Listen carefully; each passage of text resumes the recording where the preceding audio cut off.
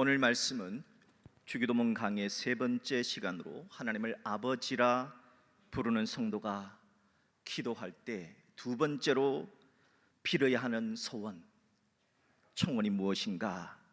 아버지의 나라다 하는 말씀을 통해서 은혜를 나누고자 합니다.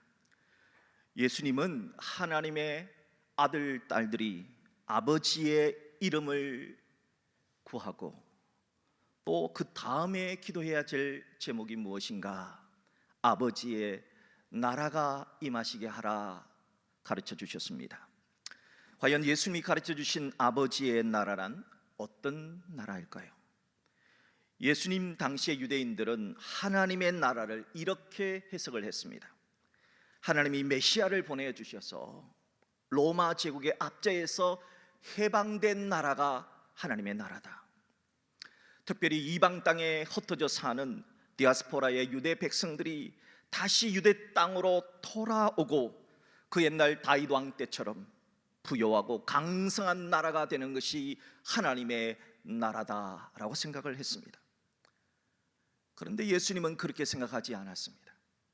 과연 유대 민족 한 나라, 한 민족만이 회복되고 부강되는 것이 하나님의 나라가 아니라 했습니다.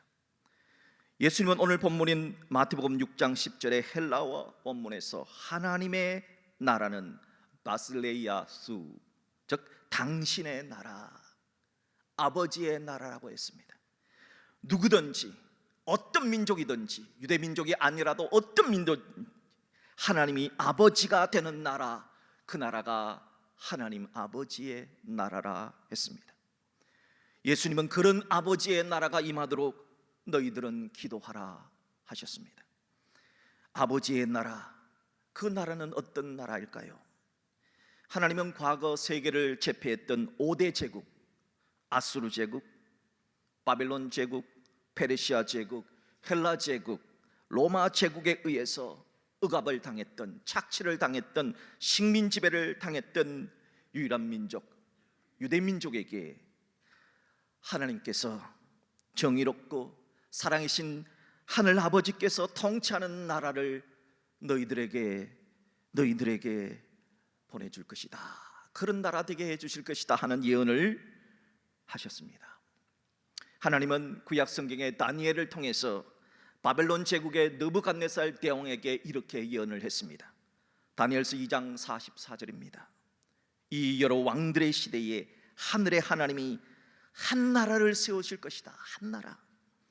이것은 영원히 망하지도 아니할 것이요, 그 국권이 다른 백성에게로 돌아가지도 아니할 것이요, 도리어 이 모든 나라를 쳐서 멸망시키고 영원히 설 것이라 했습니다.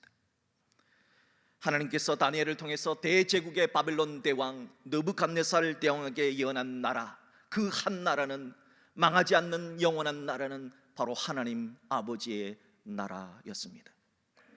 또한 하나님은 이사야 선지자를 통해서 이렇게 예언을 하셨습니다. 이사야 35장 5절 6절입니다. 그때 맹인의 눈이 밝을 것이며 못 듣는 사람의 귀가 열릴 것이며 그때 저는 자는 사슴같이 뛸 것이며 말 못하는 자의 혀는 노래할 것이다. 이사야가 예언한 나라, 맹인도 못 듣는 사람도 저는 자도 말 못하는 자도 정상으로 회복되는 나라, 그 나라가 아버지의 나라다 하셨습니다. 이사야 35장 10절에서 이사야 선지자는 그들의 머리 위에 영영한 희락을 띠고 기쁨과 즐거움을 얻으리니 슬픔과 탄식이 사라지리로라 했습니다. 이사야가 예언한 슬픔과 탄식이 사라지는 나라, 더 이상 슬퍼할 필요도 없고 아파할 필요도 없는 그 나라, 그 나라가 하나님 아버지의 나라입니다. 하나님 나라에 대한 선지자들의 예언은 구약 시대를 살아갔던 백성들에게 꿈을 꾸게 했고 희망을 줬습니다. 그런 꿈을 꾸고 희망을 가졌던 유대 민족에게 하나님은 로마 제국이 유대 제국을 다스리게 하실 그때에 예수님을 유대 땅에 보내주셨습니다. 유대 땅에 오신 예수님은 공생의 사역을 시작하실 때 그래서 이렇게 하나님의 나라로 말씀을 시작하셨습니다. 마태복음 4장 17절입니다. 회개하라, 천국이 하나님 나라가 가까이 왔느니라. 하나님 아버지의 나라는 천국이라는 겁니다. 그 나라 가려면, 우리가 아버지의 나라 가려면 회개해야 한다는 겁니다. 정신 차려야 된다는 겁니다. 이제는 아버지께로 돌아가야 아버지의 나라, 그 천국에 갈 수 있다는 겁니다. 또한 누가복음 4장 43절에서 예수께서 이르시되 내가 다른 동네들에서도 하나님 나라 복음, 천국 복음을 전하여야 하리니 나는 이 일을 위해 보내심을 받았노라 하셨습니다. 예수님이 이 세상에 오신 목적이 뭐냐? 하나님 아버지의 나라, 천국 복음을 전하기 위해서 오셨다 하는 것이지요. 또한 예수님은 마태복음 25장 34절에서 창세로부터 너희를 위하여 예비된 나라, 그 나라를 상속받으라 하셨습니다. 창세로부터 우리들에게 주시기로 예비하신 나라, 그 나라가 어떤 나라겠습니까? 아버지의 나라, 하나님의 나라, 천국입니다. 요한계시록 21장 4절에는 천국은 어떤 것인가? 다시는 사망이 없다는 겁니다. 죽을 이유가 없다는 겁니다. 애통하는 것이나 애통하는 것이 없는 것입니다. 곡하는 것이나 곡할 필요가 없다는 겁니다. 아픈 것이 다시 있지 아니하리니, 다시는 아픔이 없습니다. 다시는 여러분이 아파서 힘들고 어렵고 눈물 날 일이 없다는 겁니다. 이런 곳, 이런 아버지의 나라 천국을 하나님께서 우리를 위해서 예비해 놓으셨다 하는 겁니다. 그런데 이런 하나님의 나라, 아버지의 나라가 이미 우리들 곁에 와 있다는 겁니다. 마태복음 12장 28절에서 예수님은 내가 하나님의 성령을 힘입어 귀신을 쫓아내는 것이면 하나님의 나라가, 천국이 이미 너희에게 임하였다 하셨습니다. 예수님의 이름으로 귀신을 쫓아내는, 귀신이 예수의 이름으로 쫓겨난다는 것은 하나님의 나라가 이미 와 있다는 증거입니다. 예수님의 이름으로 병든 자를 고치고 기적이 일어난다는 것은 하나님 아버지의 나라가 이미 와 있다는 증거입니다. 예수님의 이름으로 죄인이 변화되어 하나님의 아들, 딸이 되고 지금 죽어도 예수 믿는 사람들은 천국에 갈 수 있다는 것은 하나님 아버지의 나라가 이미 우리 곁에 와 있다는 증거입니다. 전 세계 크리스찬들이 가장 좋아하는 찬송가가 있습니다. 바로 찬송가 305장 Amazing Grace, 나 같은 죄인 살리신이라고 하는 찬송입니다. 이 찬송가의 작사자는 한때는 죄인 중에 죄인이었습니다. 사람이 도저히 해서는 안 되는 노예 장사를 했던 노예선의 선장, 바로 존 뉴턴이라고 하는 사람입니다. 이 죄인 중에 죄인인 존 뉴턴이 어느 날, 이 사람은 본래 예수 믿는 가정에서 태어났대요. 그런데 살다 보니까 먹고 살아야 되니까 그 당시에 돈이 되는 게 뭐냐?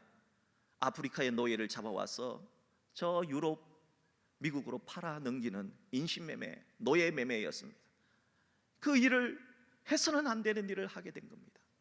어느 날도 이제 대서양을 건너서 이렇게 배를 타고 가는데 갑자기 어마어마한 폭풍이 들어닥쳤답니다. 직감했습니다. 아, 죽는구나. 사람은 죽을 때 직감하는 게 있잖아요. 아, 죽는구나. 여기서는 도저히 살아갈 수가 없구나. 그때 존 뉴턴이 하나님께 소원을 합니다. 하나님, 이번만 살려주신다면, 이번 딱 한 번만 살려주신다면 제가 다시 하나님께로 돌아가겠습니다. 한 번만 살려주십시오. 제발 한 번만 살려주십시오. 하나님 그 기도를 들어주셨고 존 뉴턴을 그 풍랑 속에서 살려주셨습니다. 다시 살아난 존 뉴턴은 그의 삶을 회개하고 신앙을 공부하고 목사가 되었습니다. 이 존 뉴턴이 지었던 찬송가가 바로 나 같은 죄인, 죽어 마땅한 죄인, 나를 살려주시신 하나님의 은혜, 그 은혜를 어메이징 그레이스로 노래했던 겁니다. 이 존 뉴턴 목사가 이 세상을 떠나기 전에 하나님 나라에 가면 세 가지 우리가 놀랄 일이 있다고 그런 얘기를 했습니다.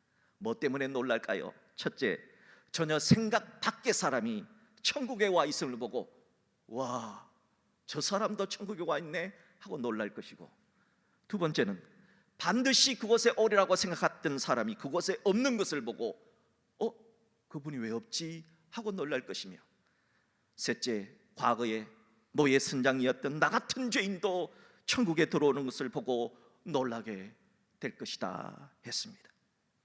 천국은 분명 유대 민족만이 아니라 모든 민족이 들어갈 수 있는 나라, 의인만이 아니라 죄인도 회개하면 들어갈 수 있는 나라, 예수 그리스도를 믿는 자들은 누구든지 들어갈 수 있는 나라가 이미 우리들 곁에 와 있다는 겁니다. 그래서 지금 천국은 우리들에게 열려 있는 겁니다. 예수님은 누가복음 17장에서 하나님 나라가 이미 마음에 임재한 자가 있다 하였습니다. 누가복음 17장 20절 21절입니다. 하나님의 나라는 볼 수 있게 임하는 것이 아니요 또 여기 있다 저기 있다 못하리니 하나님의 나라는 너희 안에 있느니라 하셨습니다. 우리의 마음속에 하나님의 나라가, 아버지의 나라가 임한 사람이 있다는 겁니다. 그 대표적인 예화로 한국의 무디 목사로 불렸던 이승복 목사님의 유명한 에피소드가 있습니다.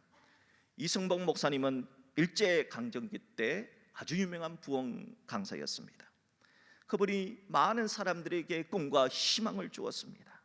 어느 날 이승복 목사님이 일본군이 계속해서 복음을 전하지 말라고, 예수 전하지 말라고, 한 번만 더 전하면 죽이겠다고 그렇게 협박을 했는데도 또 복음을 전해서 일본 형사에게 잡혀가서 고문을 받게 되었답니다.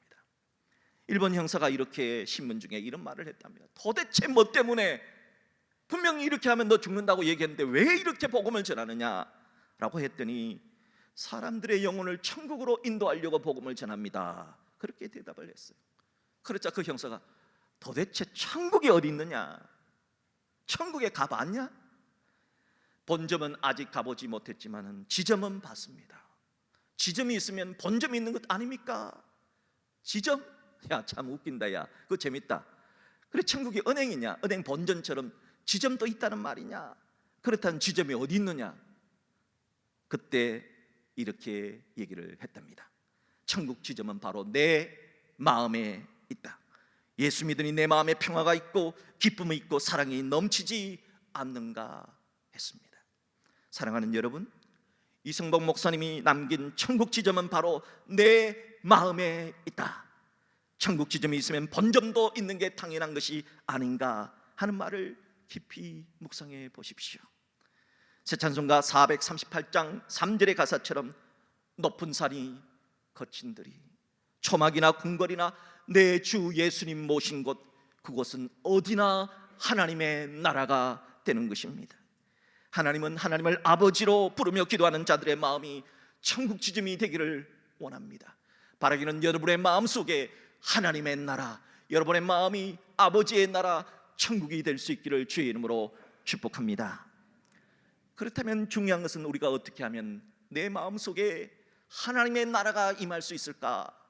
어떻게 하면 될까 하는 겁니다. 저는 여러분에게 세 가지를 제시하고자 합니다. 첫째, 하나님의 나라가 임하는 기도는 하나님 아버지께로 돌아가는 회개의 삶을 사는 것입니다. 하나님 나라를 이해하기 위해서 반드시 우리가 알아야 되는 예수님의 비유가 하나 있습니다. 그 비유는 누가복음 15장에 나오는 탕자의 비유입니다. 세계적인 신약학자인 플러신학교의 김세윤 박사는 누가복음 15장의 탕자의 비유가 하나님의 나라를 가장 잘 설명해 주는 비유라 그렇게 주장을 했습니다. 탕자의 비유는 이런 비유입니다. 어느 날 둘째 아들이 아버지께 유산을 미리 떼어달라고 고집을 피웁니다. 이제는 아버지 나한테 줘야 되지 않겠느냐 하는 겁니다. 아버지 없이 자기 혼자 스스로 살아보겠다는 것이지요. 때를 쓰는 둘째 아들에게 아버지는 유산을 물려줍니다. 유산을 받은 둘째 아들은 세상에 가서 자기 생각대로 자기 뜻대로 살았습니다. 먹고 마시며 그렇게 살았습니다. 그런데 몇 년이 지난 후에 탕자는 더 이상 살 수가 없었습니다. 돈이 다 떨어졌고 자신이 생각한 대로 도저히 살 수가 없었습니다. 결국은 배고픔을 견디지 못해 돼지가 먹는 쥐염 열매를 먹고 사는 아주 비참한 상태가 되었습니다. 돼지가 먹는 돼지밥조차 충분히 먹지 못하는 시세가 된 탕자는 그 옛날 아버지의 집을 생각합니다. 내 아버지 집에는 먹을 것이 많았는데 우리 종들도 잘 먹고 잘 살았는데 내가 아버지께 돌아가서 아들이 아니라 아버지의 종으로 좀 서달라고 그렇게라도 초르자 결단을 하고 집으로 돌아갑니다. 집으로 돌아갔더니 아버지가 저 멀리 언덕 위에 서서 기다리고 계셨습니다. 아버지는 그 탕자를 잃어버린 아들로 다시 맞아주셨습니다. 종이 아니라 다시 죽었다가 다시 살아난 아들로 맞아주시며 새신 새 옷을 입혀주시며 손에는 금가락지를 끼워주시며 송아지를 잡고 즐거운 잔치를 차려주셨습니다.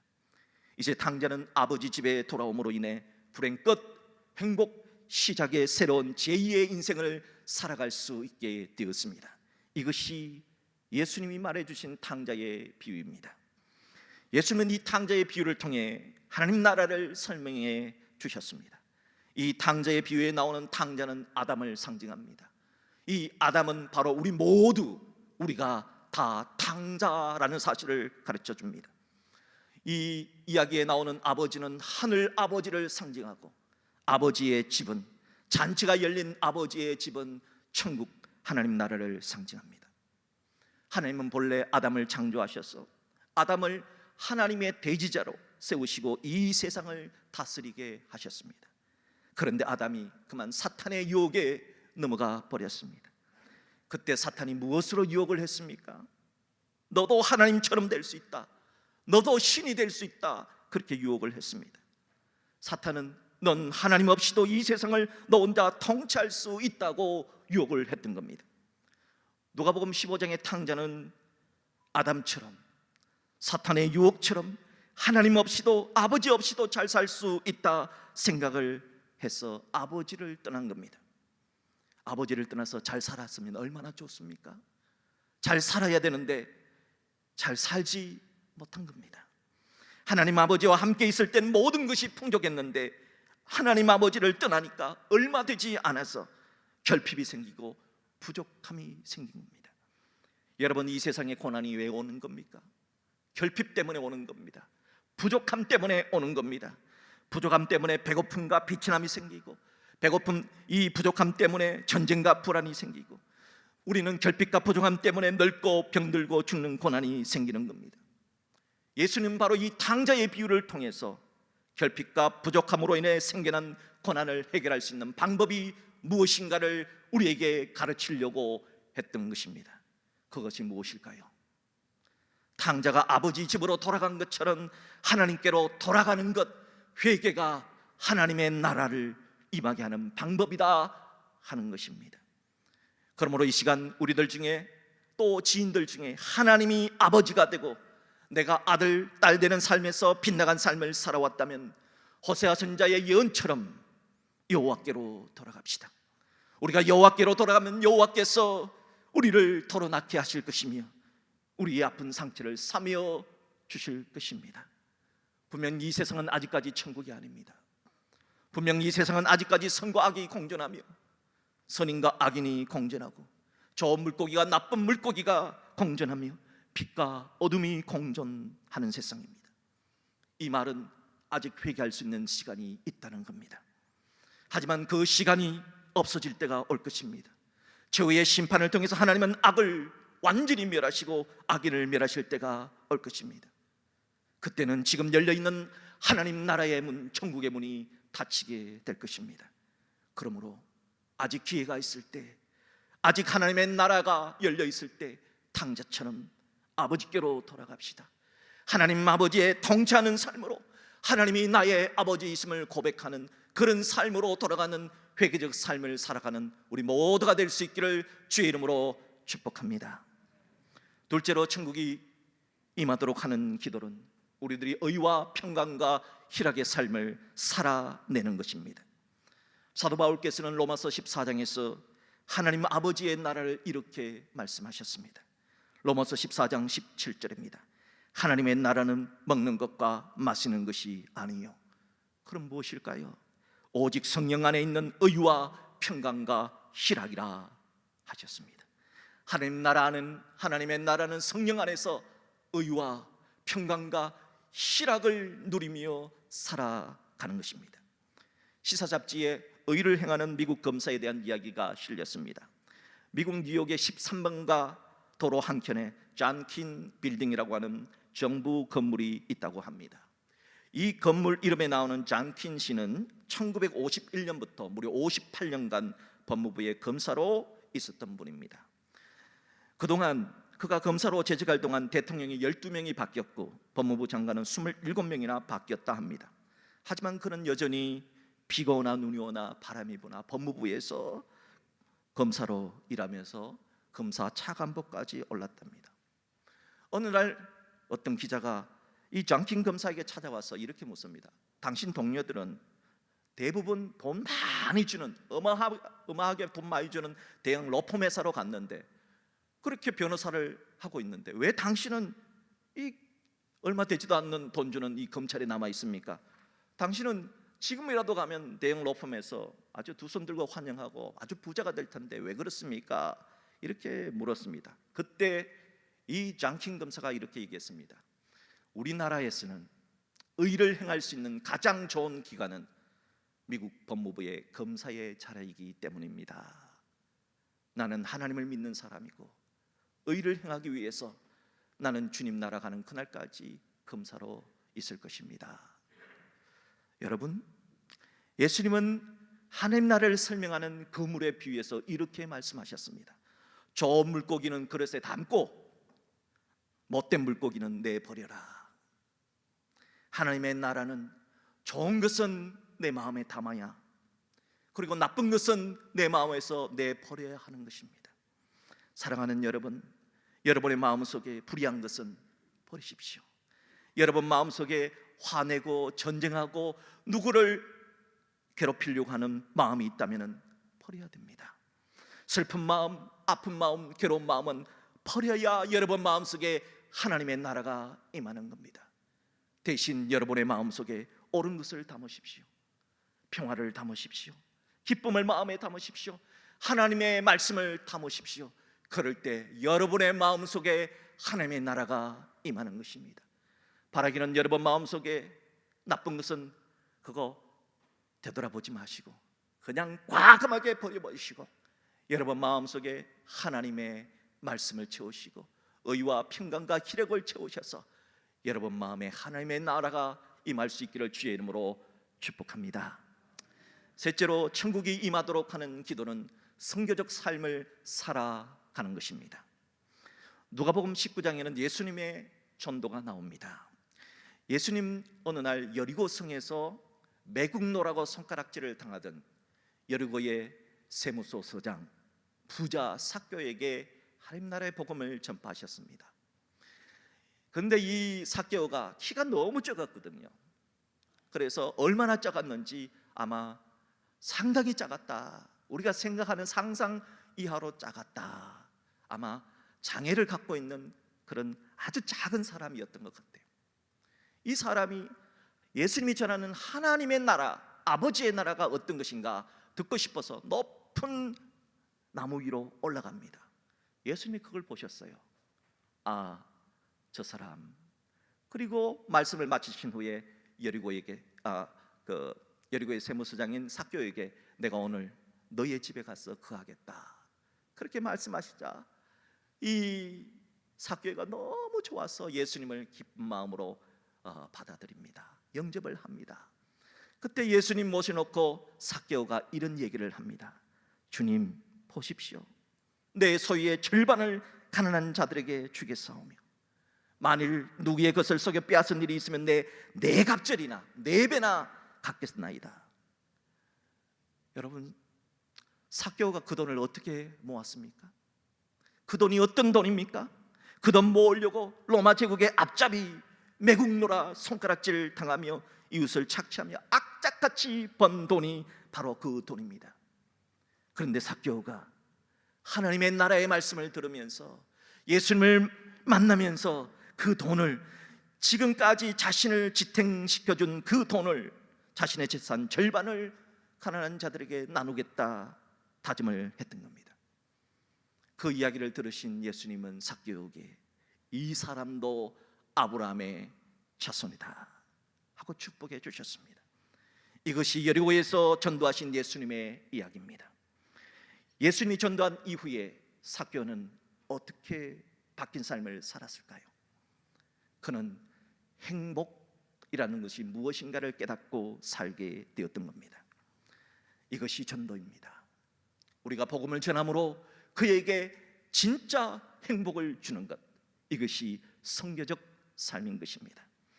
만약 예수님이 삭개오에게 복음을 전해주지 않았더라면 과연 삭개오가 자기 스스로 진짜 행복을 누릴 수가 있었을까요? 만약 예수님이 삭개오에게 복음을 전해주지 않았다면 스스로 진짜 행복할 수 있었을까요? 아닐 겁니다.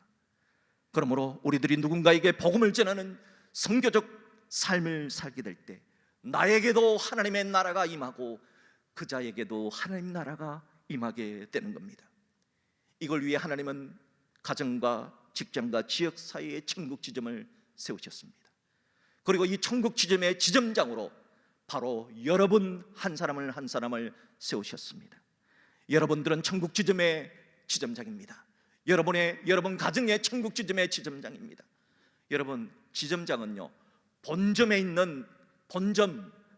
있는 장의 이야기를 들어야 됩니다. 그리고 본점을 자랑해야 됩니다. 천국 지점장들은 하나님 나라를 자랑하고 선전하며 하나님 나라를 전해야 합니다. 만약 그렇지 않으면 지점은 폐쇄당할 수 있음을 알아야 합니다. 바라기는 천국 지점인 여러분의 삶을 통해서 여러분의 삶이 선교적 삶으로 바뀌어서 하나님의 나라, 그 천국을 증거하는 삶으로 말미암아 여러분도 행복하고 그 사람도 행복해질 수 있기를 주의 이름으로 축복합니다. 이제 오늘 말씀을 맺고자 합니다. 전 세계 수많은 사람들이 찾아가는 영성 수도원 가운데 떼제 공동체라고 하는 수도원이 있습니다. 이 떼제 공동체의 수도원은 아주 특별한 영성이 하나 있습니다. 그것은 바로 어떤 상황에서도 하는 예스의 영성, 아멘의 영성입니다. 예수는 오늘 주기도문의 두 번째 소원을 통해서 어떤 상황 속에서도 하나님의 나라가 임하게 하라 하는 기도를 드리라 하셨습니다. 우리는 여기에 대해서 떼제 공동체의 영성을 가지고 아멘, 아멘으로 응답해야 할 것입니다. 하나님의 나라, 여러분 마음에도 하나님의 나라 임하셔야 되고 여러분 자녀 손들에게도 하나님의 나라 임하셔야 되고 우리 지금 아파하고 힘들어하고 병원에서 요양원에서 가정에서 고통 중에 있는 성도들에게도 하나님의 나라가 임할 수 있어야 합니다. 그러기 위해서 우리는 어떤 삶을 살아야 될까? 오늘 깊이 묵상하시고 오늘 주님께서 우리에게 주시는 세 가지, 첫 번째 회개적 삶, 두 번째 의와 평강과 희락을 마음에 채우는 삶, 세 번째 선교적 삶을 살아서 우리 모두에게 하나님의 나라가 임할 수 있기를 주의 이름으로 축복합니다.